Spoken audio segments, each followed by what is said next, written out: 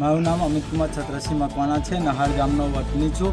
તો તારીખ 2 ઓક્ટોબર 2025ના રોજ નહાર ગામમાં પ્રાથમિક શાળાના પતંગમાં ગ્રામસભાનું આયોજન રાખવામાં આવેલું હતું. તો આ ગ્રામસભામાં મેં ગામ તળાવ મત્સ્ય ઉદ્યોગમાં આપે છે તે અંગે એ પ્રશ્નના અંગે વિરોધ કરેલો હતો કે આ ગામ તળાવના કારણે આટલું નુકસાન થાય છે ખેતીનું. ગામ લોકોને આટલી સમસ્યાઓ છે, રોગો થાય છે, જેવા કે પાણીજન્ય રોગો, પછી ખાર કૂવાનો પ્રોબ્લેમ છે, તેમજ ગામ તળાવના અડોઅડ ગામ કૂવાનું પાણી પીવાલાયક રહ્યું નથી. અને 6-7 વર્ષથી આરોગ્ય ખાતા તરફથી પણ માહિતી મળેલ છે કે ગામ કૂવાનું પાણી છેલ્લા 6-7 વર્ષથી પીવાલાયક રહ્યું નથી.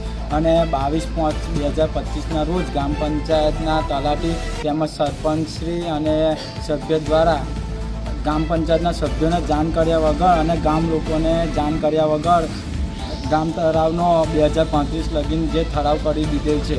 આ અંગે 2 ઓક્ટોબર ગ્રામસભામાં મેં મારો પ્રશ્ન રજૂ કર્યો અને આજે 10 દિવસ થયા છતાં એ ગ્રામસભામાં કોઈ સરકારી અધિકારીની ગેરહાજરી જોવા મળી હતી અને કોઈ સરકારી અધિકારી આવેલ નથી. અને આ બાબતે આજરોજ હું ઠરાવ લેવા ગયેલો તો ઠરાવમાં મને ખોટા પ્રશ્નોના જવાબ આપીને યોગ્ય ઠરાવ લખી આપેલ નથી. તે બાબતે હું આ પ્રાંત કચેરીમાં મારું આવેદન આપવા આવેલો છું અને આ મત્સ્ય ઉદ્યોગનો ઠરાવ રદ કરવા વિનંતી એવી અધિકારી સાહેબને મારી નમ્ર વિનંતી.